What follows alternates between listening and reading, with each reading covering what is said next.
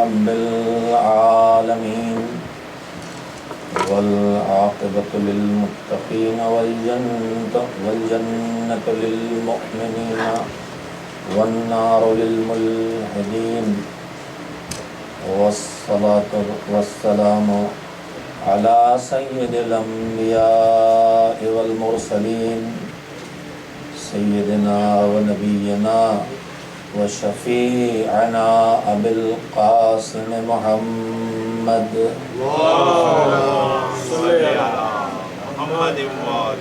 وآله الطيبين الطاهرين المعصومين المظلومين واللعنة الدائمة الباقية على أعدائهم أجمعين من الآن إلى يوم الدين.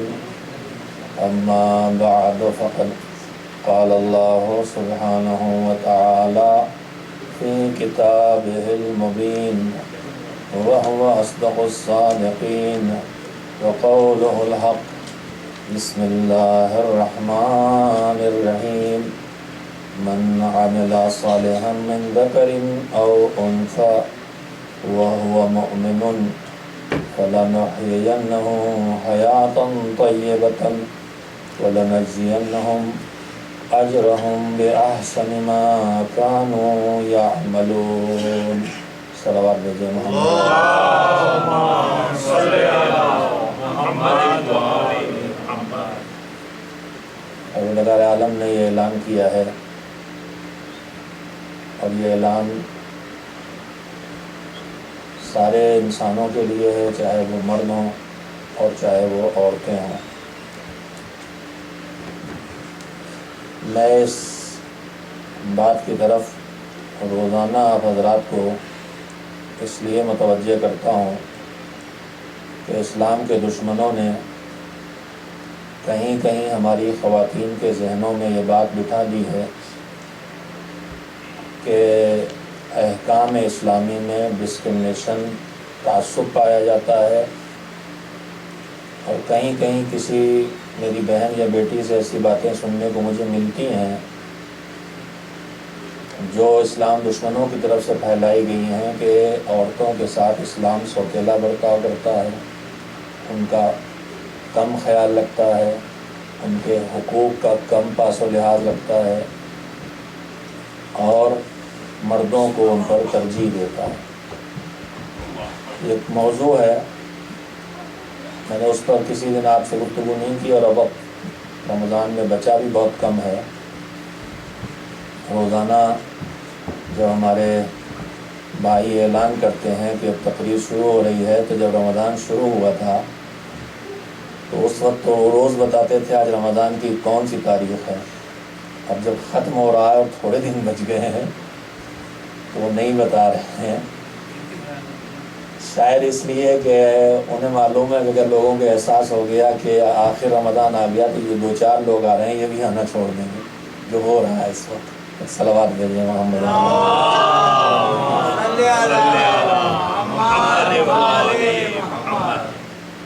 میں نے آپ حضرات کی خدمت میں اس آیت سے نکلے ہوئے اس پیغام کو بھی روز دہرایا ہے کہ قرآن کریم کہہ رہا ہے من عمل صالحا من ذکر او انثی وہو مؤمن، جو بھی ایمان کے ساتھ اچھے کاموں کو انجام دے اس کے لیے اللہ کے یہ وعدے ہیں، چاہے وہ مرد ہو اور چاہے وہ عورت ہو. یہ صاف اور صریح اعلان ہے اور آیت کہہ رہی ہے کہ دین پروردگار نے مرد اور عورت کے لیے اللہ کی طرف سے جزا پانے میں اور اعمال خیر کے نتیجے کو حاصل کرنے میں کسی طرح کا کوئی تعصب نہیں ہے. جیسی جزا اور جیسے ایمان اور اچھے کاموں کا صلہ مرد کو ملنے والا ہے، ویسے ہی جزا اور ویسے ہی اچھے کاموں کا صلہ اور بدلہ عورتوں کو بھی ملنے والا ہے. میں اس وقت یہ بات کہنے نہیں آیا ہوں ایک دن پہلے آپ سے کہہ بھی چکا ہوں، لیکن پھر یاد دلاتا ہوں اور بعض باتیں میں دہراتا رہتا ہوں تاکہ ذہنوں میں جگہ بنا لیں کہ پروردگار عالم نے جو مردوں اور عورتوں کے درمیان ایک ساتھ جینے کے لیے ان کو خلق کیا ہے، لہذا صلاحیتیں ایسی بانٹی ہیں کہ کچھ وہ چیزیں ہیں جو بطور انسان مرد اور عورت دونوں کو ملی ہیں اور برابر ملی ہیں، کچھ صلاحیتیں اللہ نے مردوں کو زیادہ دی ہیں، عورتوں کو کم دی ہیں، اور کچھ صلاحیتیں اللہ نے عورتوں کو کم دی ہیں، عورتوں کو زیادہ دی ہیں، مردوں کو کم دی ہیں۔ میں نے بہت غور تو نہیں کیا ہے، لیکن مجھے ایسی نعمتیں ڈھونڈے نہیں ملی کہ جو صرف مردوں کو ملی ہوں عورتوں کو نہ ملی ہوں، لیکن مجھے ایسی صلاحیتیں ضرور ڈھونڈے ملی ہیں کہ جو صرف عورتوں کو ملی ہیں مردوں کو نہیں ملی ہیں۔ 9 مہینے پیٹ میں بچے کو پالنے کی صلاحیت اللہ نے عورتوں کو دی ہے، مردوں کو نہیں دی ہے۔ سینے سے لگا کے اپنے وجود کے اندر سے نکلی ہوئی غذا کو بچے تک پہنچانے کی صلاحیت یہ اللہ نے عورتوں کو دی ہے، مردوں کو نہیں دی ہے۔ مردوں کو جو صلاحیتیں ملی ہیں چاہے وہ کم ہوں، لیکن عورتوں کو بہرحال وہ صلاحیتیں ملی ہیں، اور میں نے ایک دن عرض کیا تھا کہ اللہ دونوں کو جوڑ کے رکھنا چاہتا ہے، آبادی کا انحصار اس پر ہے، زندگی اس پر چلے گی کہ دونوں مل کے رہیں، اس لیے ایسی تقسیم اس نے صلاحیتوں کی ہے۔ لیکن صلاحیتوں کی تقسیم کی ہے مگر جزا میں کوئی فاصلہ اس نے نہیں رکھا ہے۔ میں نے عرض کیا تھا کہ عورتوں کا جہاد میدان جنگ میں جا کے خون بہانا نہیں قرار دیا، مگر جہاد کی جزا گھر میں رہ کے گھر کو ٹھیک سے چلانا بنا دیا۔ گھر کا ٹھیک سے چلانا ہی اللہ نے عورتوں کا جہاد قرار دے دیا، سر کٹانا جہاد قرار نہیں دیا، بلکہ اگر ایک ماں ایک بچہ اس دنیا کے حوالے کرتی ہے تو ایک بچے کی ولادت کی تکلیف اٹھانا اس کے لیے جہاد کے برابر قرار دے دیا۔ تو یہ وہ مراحل ہیں جو جزیات اس کے میں نے ذرا سے عرض کر دی ہے۔ قرآن کریم کی یہ آیت صاف کہہ رہی ہے، میری بہنیں اس آیت کو یاد رکھی ہوں، جب کوئی انہیں بہکانے کے لیے آئے تو اس وقت وہ بہکائے میں نہ آئے، قرآن مجید کی آیت ان کے سامنے رہے۔ سورہ نحل کی آیت نمبر 97 ہے، من عمل صالحا من ذکر او انثی وهو مؤمن فلنحیینہ حیاۃ طیبہ، چاہے مرد ہو چاہے عورت ہو، ایمان کے ساتھ اچھے کام جو کرے گا اللہ کہتا ہے دنیا میں پاکیزہ زندگی اسے ملے گی، اور آخرت میں اس کے اعمال کا سب سے بہتر عمل کا جو نتیجہ اسے ملنا چاہیے وہی اس کے سارے اعمال کا نتیجہ اس کو نصیب ہوگا۔ عزیزوں، میں نے گفتگو آپ حضرات کی خدمت میں جہاں سے چھوڑی تھی، 2 مجلسیں درمیان میں تھیں، اس مناسبت سے قدر تبدیلی تھی موضوع میں نے گفتگو یہاں پر چھوڑی تھی کہ ایمان اور عمل صالح مل کے انسانی زندگی میں دنیا میں بھی نتائج دیتے ہیں اور آخرت میں بھی نتائج دیتے ہیں۔ کچھ نتیجے، کچھ اثرات، کچھ فوائد تب انسان حاصل کر پاتا ہے جب وہ ایمان کے ساتھ اعمال صالحہ اچھے کام بھی انجام دے۔ اللہ نے کچھ اثرات، کچھ نتائج اور کچھ فائدے صرف ایمان کے بھی زندگی میں رکھے ہیں، اور کچھ نتائج، کچھ ثمرات اور کچھ فائدے صرف اچھے کاموں کے بھی رکھے ہیں، چاہے وہ دنیا سے محدود ہوں، چاہے دنیا اور آخرت دونوں میں۔ ابھی 2-3 دن ہیں، 4 دن جو باقی، میں اس موضوع کو بہرحال تسنا چھوڑ کے نہیں جاؤں گا، میرے پاس نوٹ ہے اور میں یہاں تک کل یا پرسوں آپ کی خدمت میں عرض کر دوں گا کہ انسانی زندگی میں صرف ایمان کے بھی نتائج ہیں، صرف عمل صالح کے بھی نتائج ہیں، لیکن جو اعلیٰ ترین نتیجے دنیا اور آخرت دونوں زندگیوں میں انسان پائے گا وہ ایمان اور عمل صالح جب دونوں ایک ساتھ موجود ہوں تب ان نتیجوں تک پہنچے گا۔ کم سے کم اتنی یہ کلیدی بات کی پوائنٹس ہیں جنہیں کم سے کم ذہنوں میں آپ محفوظ کر لیں، اور تھوڑا وقت غور و فکر میں بھی نکالا کریں، تھوڑا سے باتوں پہ بعد میں بھی سوچا کریں، مذہبی امور پہ۔ یاد دلانے کا وقت ہے تو میں یاد دلائے دیتا ہوں، شب قدر کی قیمت کیا تھی؟ 1 رات 1000 مہینوں سے اونچی، 1000 महीने यानी अभी उस दिन हम लोगों ने जोड़ा था, मेरा हाफिजा थोड़ा कमजोर हो गया है, कितने साल हो गए? 84.5 हाँ जी। तो एवरेज एज या उससे कुछ ज्यादा, उससे भी आगे शब कद्र है। नॉर्मल इंसान की एज, मैं कनाडा की बात नहीं कर रहा हूँ, इंडिया पाकिस्तान की, मेरे ख्याल से 70 से ज्यादा नहीं है। अल्लाह का शुक्र है, यहाँ जैसे यहाँ जिस्म का ख्याल किया जा रहा है, ऐसी अगर यहाँ रूहानी माहौल भी पैदा हो जाए तो वाकई क्या अच्छी जगह है। अल्लाह हमेशा हमसे आपसे सब कहता है तूल उम्र की दुआ करो। अलबत्ता कहीं कहीं दुआओं में सिर्फ यह है कि तूल उम्र के दे जाता, और कहीं कहीं यह है कि मालिक ये उस वक्त तक लंबी उम्र दे जब तक ये उम्र तेरी इताअत में बसर हो। लिहाजा दुआ करने में ख्याल रहना चाहिए, अंदर अंदर ये भी दिमाग में रहे कि परवरदिगारा लंबी उम्र दे, मगर इसलिए न दे कि जो कर चुके उसे बिगाड़ डाले, इसलिए दे जो बिगाड़ा है उसे बना ले।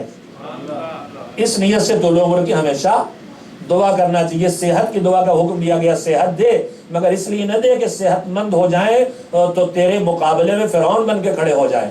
सेहत इसलिए दे ताकि तेरे से ज्यादा आसानी के साथ तेरी ज्यादा से ज्यादा इताअत और इबादत कर सके और तेरी मखलूक की खिदमत कर सके। ये नियतें अगर शामिल हो जाएंगी तो ये नेमतें जो मिलेंगी, ये जितने दिनों की ये मिलेंगी, ये मेरे लिए नेमत भी हो जाएंगी, मेरे लिए इबादत भी हो जाएंगी, दोनों चीजें हो जाएंगी। एक सलवात भेजे मोहम्मद वाले।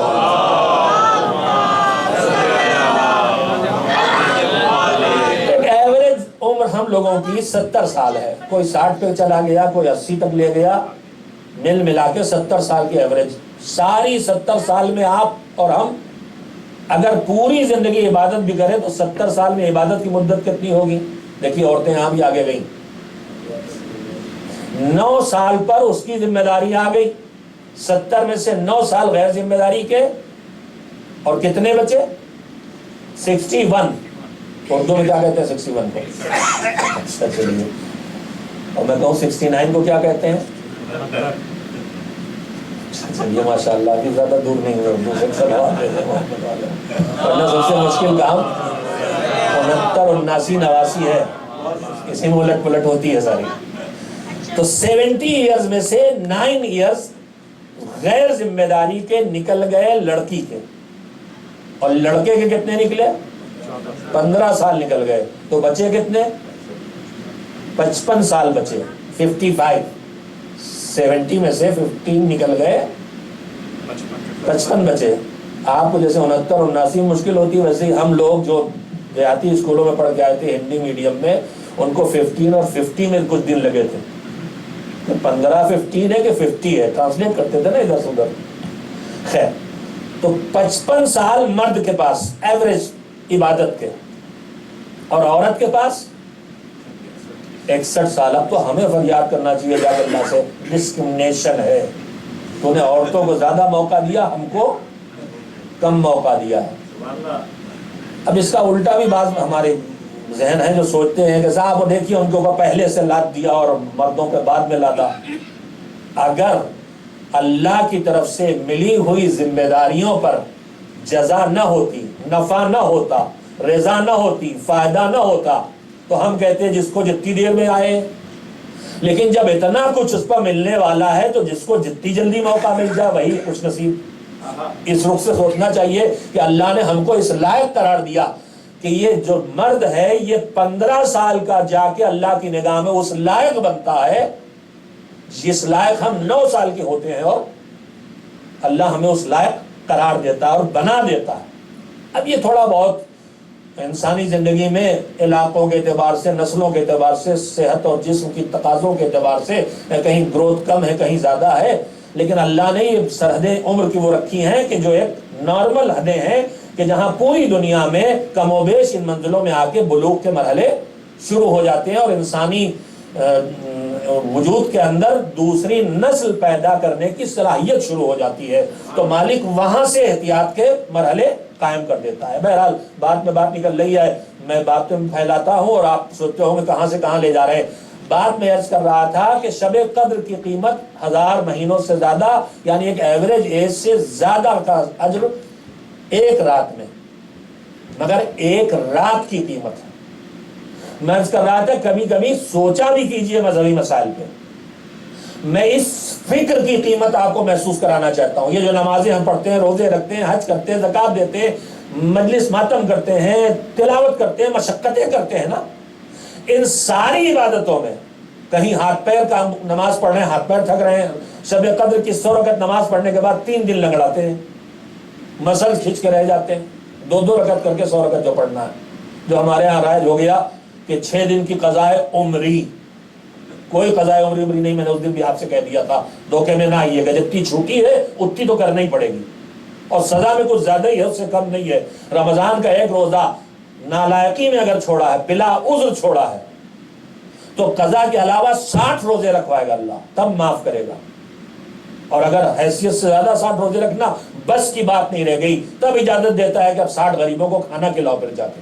اور میں آپ سب سے جو ماشاء اللہ مذہبی اور جو روز یہاں تشریف لا رہے ہیں، اس کا مطلب ان کے اندر فکر مذہب اور فکر آخرت ہے، میں آپ سب سے کہوں گا کہ آپ دنیا کے اس خطے میں رہتے ہیں جہاں بہت چھوٹے دن بھی آتے ہیں. یہ بھی اللہ کا کرم. اس نے اگر کہہ دیا ہوتا کہ 20 گھنٹے والا روزہ قضا ہوا تو 20 گھنٹے والے دن میں ہی رکھنا، تو ایک اور آفت آ جاتی.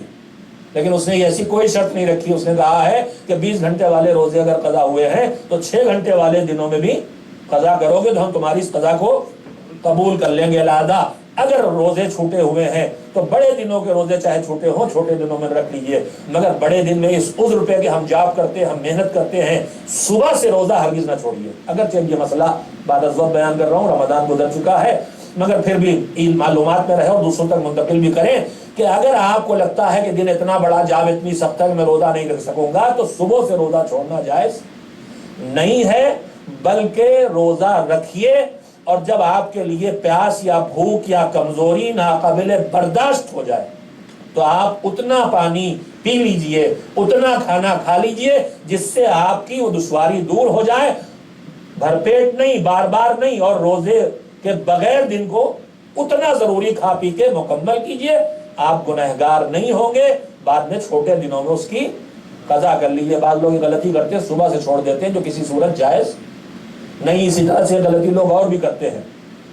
سفر ٹریولنگ پہ جانا ہے، ٹریولنگ پہ نماز قصر ہونے کی جتنی شرطیں وہی شرطیں روزہ قصر ہونے کی ہیں. نماز قصر ہونے کی شرطوں میں ایک شرط یہ بھی تو ہے نا، آپ آج نکلنے والے نماز صبح، کل صبح نکلنے والے ہیں، 10 بجے آپ کو جانا ہے، تو 10 ارادہ آج سے آپ کا جانے کا ہے.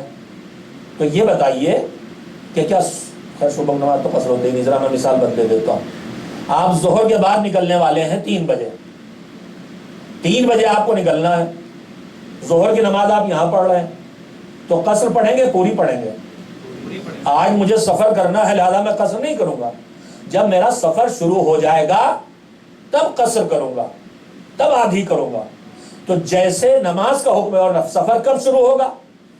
جب میں اپنے شہر سے نکل کر آبادی سے اتنی دور چلا جاؤں کہ مجھے آبادی اپنے شہر کے گھر دکھائی نہ دے، تب میری نماز قصر ہوگی. اب وہاں مثلا میں نماز ظہر نہیں پڑھی تھی، نماز عصر نہیں پڑھی تھی، 3 بجے چل پڑا گھر سے. میں اب گھر سے نکل کے آگے جا کے کہیں رکا چائے پینے کے لیے 5 بجے، اب نکل آیا میں دور، اب یہاں میں نماز یہی ظہر عصر جو پڑھوں گا وہ قصر پڑھوں گا. روزے کا بھی یہی حکم ہے. بعض یہاں میں نے نہیں مسئلہ مجھے نہیں سامنے آیا معاملہ، لیکن آتے ہیں معاملات. بعض مومنین غلطی کرتے ہیں، جس دن سفر کا ارادہ ہے اس دن صبح سے روزہ نہیں رکھتے. یہ جائز نہیں ہے، گنہگار ہو رہے ہیں. روزہ چھوڑنے کا گناہ آپ کے ذمہ آ رہا ہے. حکم یہ ہے کہ جب تم سفر شروع کر دو، اور وہی حد ترخص، یعنی تم اتنی دور چلے جاؤ کہ آبادی اب تمہیں دکھائی نہ دے، تب روزہ ٹوٹے گا تمہارا. آپ توڑنا بھی نہیں، ٹوٹ گیا، ٹوٹ جائے گا. کھاؤ چاہے نہ کھاؤ، پیو چاہے نہ پیو. تو روزہ صبح سے نہیں چھوڑا جائے گا، سفر شروع ہونے کے بعد حد ترخص سے گزر جانے کے بعد روزہ ٹوٹے گا. ایک صلوات دے دیں محمد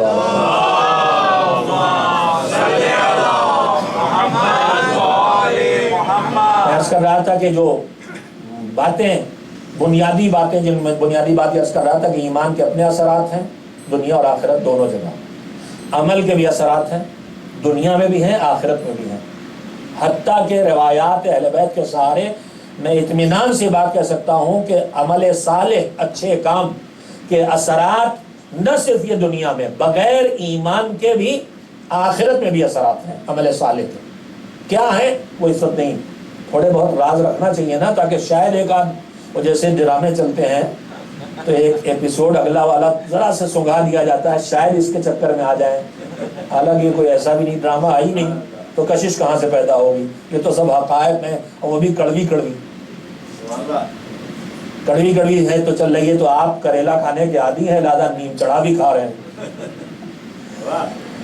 اب یہ کرنا چاہتا تھا کہ خیر من الف شہر، ایک رات بڑی والی زندگی سے بھی اچھی، مگر عبادتیں جو ہم آپ کرتے ہیں، نماز، روزہ، حج، زکات، ہاتھ پیروں کی عبادت، کبھی بدن تھکا، کبھی آنکھیں تھکی، کبھی منہ سوکھ گیا تلاوت کرتے کرتے، سب ہوتا ہے نہیں ہوتا؟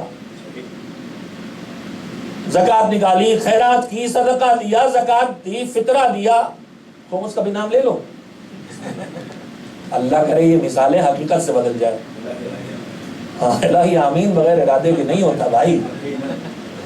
روایت میں ہے کہ بغیر عمل کے دعا ایسے ہے جیسے بغیر کمان کا تیر۔ تو ارادہ ہونا چاہیے کہ مالک تو توفیق دے۔ میں نے کہا نا کہ جہاں لگے مجھ سے نہیں ہوتا وہاں مالک کے حوالے کر دے، تو کروا مجھ سے، میرے بس کی نہیں، لیکن تیرے بس کی تو ہے، تو مجھ سے خمس نکلوا دے۔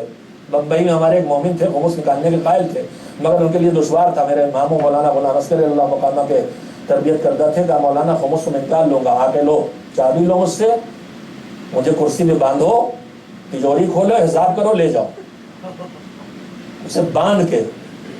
تو ایسا میرا مرید تو کوئی پیدا ہونے والا نہیں، مجھے مرید چاہیے بھی نہیں، مگر زمانے کے امام کا حق ہے، دین کا حق ہے۔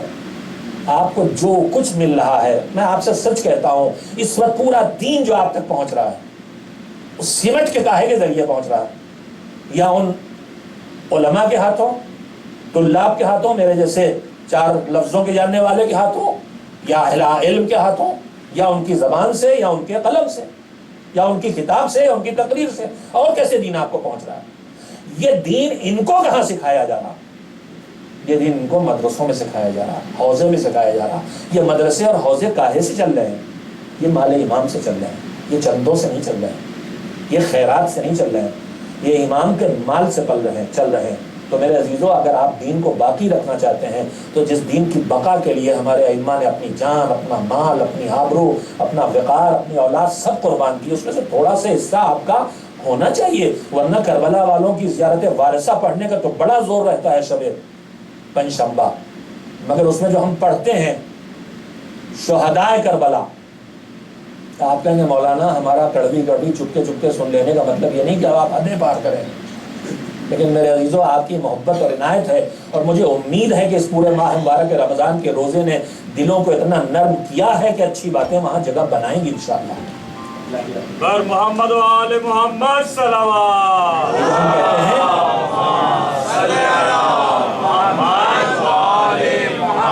طبتم وطابت الارض التي فيها دفنتم، تم پاک ہو گئے اور تم ہی نہیں پاک ہوئے، طابت الارض التي فيها دفنتم، وہ زمین بھی پاک ہو گئی جس میں تم دفن ہوئے۔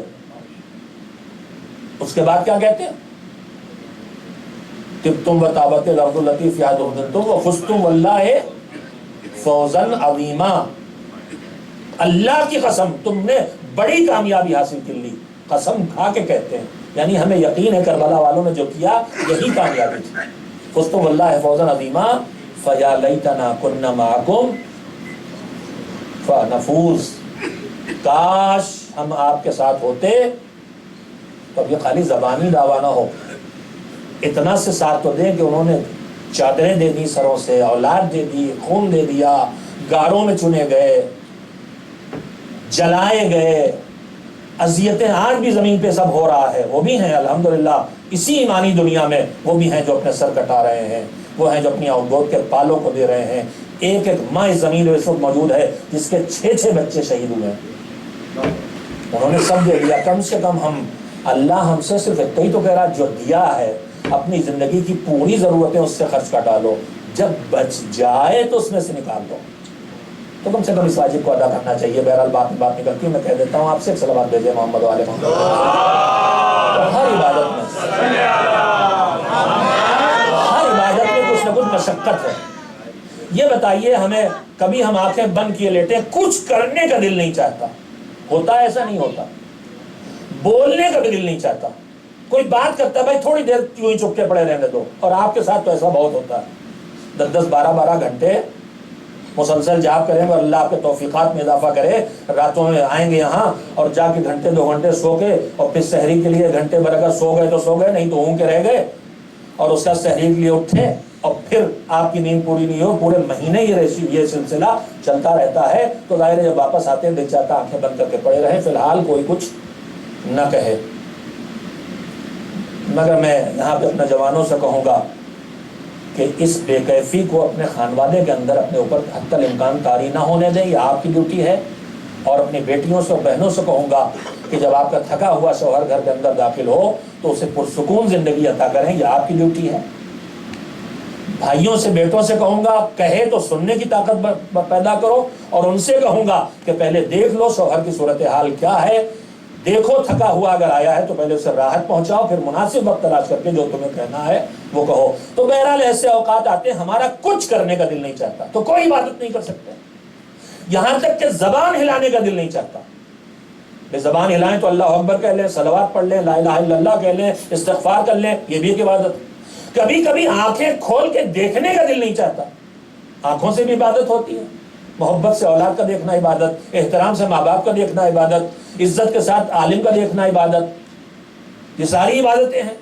قبور ائمہ طاہرین کو آنکھوں سے دیکھنا ہی زیارت ہے, پڑھنا تو دوسری منزل ہے اس کے بعد. اصل زیارت تو وہ ہے جو آنکھوں سے دیکھتا ہے آدمی. تو یہ سب عبادتیں ہیں, تو آنکھیں کھول کے ہوگی عبادت. کبھی آدمی کا دل نہیں چاہتا, نہ آنکھیں کھولنے کا دل چاہتا ہے, نہ زبان ہلانے کا دل چاہتا ہے, نہ کانوں میں کوئی آواز آئے اس کا دل چاہتا ہے, کچھ کرنے کا دل نہیں چاہتا. مگر اس عالم میں بھی دماغ چلتا رہتا ہے کہ نہیں؟ بتائیے, دماغ چلتا رہتا ہے نا.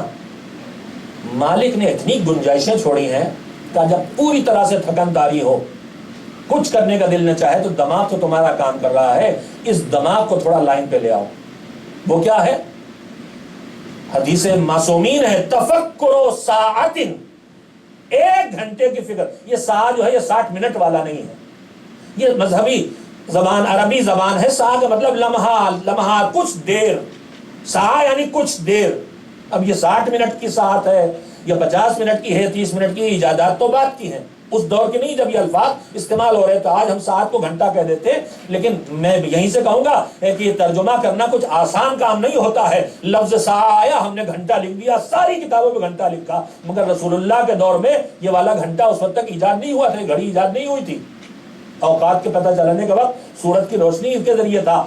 تو ساعہ وہاں کون سے ہے, کتنی دیر کی ساعت تھی اس وقت کی, 1 گھنٹہ کتنی دیر کا تھا ہمیں نہیں پتا, مگر پیغمبر کا اور معصومین کا ارشاد ہے. توجہ دیں گے, میں نے سارا وقت اس حدیث کو سنانے کے لیے لیا ہے کہ خالی عبادت اعمال کا انجام دینا نہیں ہے, بلکہ ساری عبادتوں میں, نماز ہاتھ پیروں سے ہے, زبان سے ہے, آنکھوں سے ہے, روزہ ہے, ساری عبادتیں ہاتھ پیروں سے ہے, مگر ایک عبادت جو ہے جس میں پورے بدن کا کوئی استعمال نہیں سوائے انسان کی عقل اور فکر کے, اور وہ ہے پیغمبر نے کہا تفکر و ساعہ, 1 ساعت کی فکر.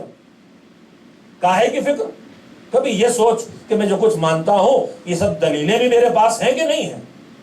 توحید کے بارے میں سوچ لیا بیٹھ کے تھوڑی دیر, میرے پاس اس کی دلیل کیا, اگر کوئی ایتھیسٹ مجھ سے پوچھ لے, کوئی بے دین پوچھ لے, تو میں کیسے سمجھاؤں گا خدا ہے, اور میں کیوں مان رہا ہوں؟ خالی ماں باپ کے کہنے سے مان رہا ہوں. نبوت کی دلیل کیا ہے, پیغمبر کی خاتم نبی ہونے کی دلیل کیا ہے, مولا علی کی امامت کی دلیلیں کیا ہیں, اور وہ پھلجھڑیاں نہیں جو ذاکرین کرام ممبروں سے سناتے ہیں, وہ دلیلیں نہیں ہوتی. دلیل, حجت قرآن سے, احادیث صحیحہ سے, یا ایسی عقلی دلیلیں جن کا توڑ نہ لایا جا سکے, جن سے ہماری کتابیں بھری ہوئی ہیں, جن کو ہم اٹھا کے دیکھتے نہیں. ہمارے پاس ایک پورا علم ہے, علم کلام کے نام سے, عقائد کے نام سے. عقائد کی کتابیں الگ ہیں. عقائد کا مطلب شیعہ مذہب کے بارے میں شیعہ جو مانتا ہے وہ لکھتا ہے, اس کی دلیلیں دیتا ہے, غیر مذہب سے تعلق نہیں رکھتا. کلام کا مطلب کہ دوسرے تمام مذاہب جو نظریات رکھتے ہیں اور اس کے مقابلے میں جو مذہب اہل بیت کا نظریہ ہے, ان نظریات کو پیش کیا جائے، ان کی دلیلیں بتائی جائیں، ان کا غلط ہونا ثابت کیا جائے، پھر جو آپ مان رہے ہیں اس کا صحیح ثابت ہونا بتایا جائے. یہ ہے علم کلام. یہ کتابیں ہمارے پاس، یہ ہمارے دروس کا حصہ ہیں، یہ ہمیں پڑھایا جاتا ہے، یہ آپ کو پڑھنا چاہیے. یہ کتابیں اردو میں بھی ترجمہ ہو کے آئی ہیں، ڈھونڈیے گا تو سب ملے گا. شیخ صدور رحمۃ اللہ علیہ کی کتاب عقائدنا، ہمارا عقیدہ، شیخ مظفر رحمۃ اللہ علیہ جو حوزہ علمیہ پڑھائی جاتی ہے اردو میں ترجمہ تنظیم المکاتب سے بھی ہم نے شائع کیا ہے. نہیں پڑھا ہے تو پڑھیے. ہمارا عقیدہ، ہم شیعہ ہیں تو کہاں سے کہاں تک کیا مانتے ہیں، توحید سے لے کے استخارے تک جتنے سوال آپ کرتے ہیں سب کا جواب وہاں ہے کہ ہمارا صحیح عقیدہ کیا، رجت کیا ہے، قیامت کیا ہے، برزخ کیا ہے، قیامت میں روحانی واپسی ہے یا جسمانی قیامت ہے، جنت کیا ہے، جنت کی نعمتوں سے مراد کیا ہے، برزخ کی زندگی کیسی ہے. ساری چیزیں انتہائی سادہ زبان میں اور سادہ دلیلوں کے ساتھ موجود ہے. میں کتاب کا نام پھر لے رہا ہوں. شیخ مظفر ایک عالم تھے نجف کے، جن کی کئی کتابیں سلیبس میں داخل ہیں، اس سلیبس میں جو انسان کو آگے لے جا کے مجتہد بناتا ہے. اس میں سے ایک کتاب ہے، آپ چاہیں گے تنظیم المکاتب میں بار بار نام لے رہا ہوں اور میری دلی خواہش ہے کہ یہاں مطالعے کی ایک رمق پیدا ہو جائے اور یہاں کتابوں کا ایک اسٹاک رکھا رہے چھوٹا سے ایک الماری میں، اور اس کی قیمتیں اس پہ لکھ دی جائے اور ڈبہ رکھ دیا جائے. جو کتاب جو اٹھائے وہ لے جائے، پیسے اس میں ڈال دے. انشاءاللہ یہاں کا بے ایمانی نہیں ہوگی، مگر یہ کام شروع ہو. تھوڑا کتابوں کے پڑھنے کا جذبہ ہمارے درمیان یہ اس وقت کی شدید ضرورت ہے، ورنہ آگے ہم اپنے مذہب کو بچا نہیں سکیں گے. تو بہرحال میں عرض کر رہا تھا کہ تفکر، فکر کرنا، ہم جو مانتے ہیں کیوں مانتے ہیں، احکام الہیہ کہ کیوں ہیں یہ چیزیں، اور اس کے بعد اسی میں ہم اپنا دین کیسے بچائیں اس ماحول میں، یہ بھی ایک فکر کا موضوع ہے. اپنے دین کو کیسے بچائیں. جہاں باہر نکلتے ہیں شیطان الگ الگ راستوں سے بہکا رہا ہے. اسٹور پہ جاتے ہیں، سامنے لاٹری کا ٹکٹ ہے 5 ملین کا. روز ہم آج کل سلمان صاحب کے ساتھ جا رہے ہیں جوس خریدنے، بڑی اسپیڈ سے پی رہے ہیں، پورے سال کا کوٹا یہیں پی لیں گے. اور میں نے سنا بھی تھا ایک پرانے زمانے میں ایک تفریحی گفتگو ہوتی تھی کہ مجتہد کس کو کہتے ہیں. تو کچھ لوگ ہوتے ہیں نا جو ٹچ کیا شام کو، قم کو، نجف کو، چلے آئے. تو ایک روایت بنائی گئی تھی کہ من شربا مع الفرات فہو مجتہد، جس نے فرات کا پانی پیا وہ مجتہد ہو گیا. ویسے میں نے یہاں آ کے دیکھا کہ جس نے یہاں کا آرنج جوس پی لیا پھر وہ یو ایس کینیڈا چھوڑنے والا نہیں ہے. وہ مجاہد تو میں ہی ہوں کہ لیٹروں کے حساب سے رمضان میں آرنج جوس پی کے جاتا ہوں اور پھر واپس چلا جاتا ہوں اپنے عام کے علاقے میں. بس بات کو ختم کر رہا ہوں، دعا کا خط کم رہ گیا ہے. امانت بھائی کہہ رہے ہیں کہ ابھی میرا گلا ٹھیک نہیں، آپ ہی کو بھگتنا پڑے گا. میں پڑھ دوں گا. میں پڑھنے نہیں دوں گا.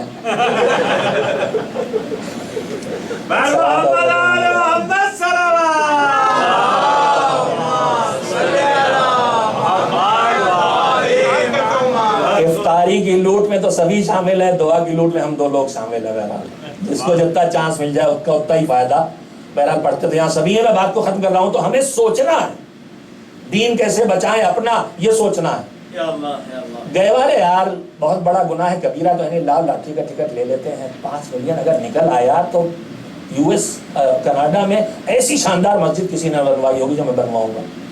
ایسی تعبیر حقوقت. مولانا نیک کام میں خرچ ہوتا ہے پیسہ، بیماروں کو دیا جاتا ہے تب بھی حرام ہے. ارے بھیا نیک کام میں خرچ کرنا، لاؤ یہاں 15,000 پورے کرو. وہاں کیوں دیے جا رہے ہو جہاں پرسنٹیج کوئی جاتی ہے. بس آفس میں گئے، بس میں بہت وضاحت نہیں کر سکتا ہوں مناظر، آپ مجھ سے زیادہ بھگتتے ہیں. میں تو دور سے ہی دیکھ کے سہم جاتا ہوں کہ اللہ ان شیطان کی چیلیوں سے کیسے بچائے. چیلا سمجھتے ہیں اردو میں کہتے ہیں کس کو؟ چیلا شاگرد کو کہتے ہیں. تو چیلا کی مؤنث کیا ہوگی؟ چیلی بنا لیجیے. ہر چیز کا ہوتا ہے تختہ سے تختی، لڑکا سے لڑکی، ویسے چیلا سے چیلی. تو یہ چیلیاں جو ہر طرف مصیبت بنی ہوئی ہیں ان سے کیسے بچائے اللہ؟ ایک آفت ہے. میں کیسے بچوں اس سے؟ غور کرنا چاہیے. تدبیریں کیا کروں میں؟ دور رہوں، نگاہیں جھکا کے رکھوں، آواز نہ سنوں، نگاہ نہ پڑے، آخرت کو سوچوں. یہ تدبیریں فکر کرنا. اگلی نسلوں کو ایسے بچاؤں. اور بس میں بات کو ختم کر رہا ہوں، وقت ختم ہو گیا. میرے عزیزو زندگی بھر 70 سال میں 55 سال ہم عبادت کرتے، 70 سال میں 61 سال ہماری بیٹی عبادت کرتی، بہن عبادت کرتی. عبادت کرتے کرتے خالہ ہو جاتی، نانی ہو جاتی، ہم دادا نانا ہو جاتے. جتنا ثواب اس پوری ایج میں پاتے ہیں. حدیث پیغمبر اور حدیث معصومین اور مسلسل یہ جملہ دہرایا گیا ہے کہ تفکر ساعت خیر من عبادت 70 سنہ. ایک انسان کی جو نارمل ایج ہے اس پوری ایج میں مل کے جتنی عبادت کر ڈالے گا اس سے زیادہ اچھی عبادت ہے کچھ دیر کے لیے بیٹھ کے دین کے بارے میں سوچنا. بس میرے عزیزو فکر کو ادھر ڈالیے. فکریں چاروں طرف دوڑتی ہیں. روزی کی فکر ہے, دنیا کی فکر ہے, گاڑی کی فکر ہے, اولاد کی فکر ہے. ساری فکروں میں ایک دین کی فکر, آخرت کی فکر, مذہب کی فکر, اس کو شامل کیجئے. تھوڑی دیر کی سوچ پوری زندگی کو انشاءاللہ عبادت بنا دے گی. پروردگارہ ہمیں توفیق عنایت فرما کہ ہم محمد و آل محمد علیہ السلام کے بتائے ہوئے پہنچائے ہوئے دین اور ان کی بتائی ہوئی ہدایات پر عمل کر کے دنیا اور آخرت دونوں جگہ کامیابی حاصل کر سکیں. السلام علیکم ورحمۃ اللہ وبرکاتہ.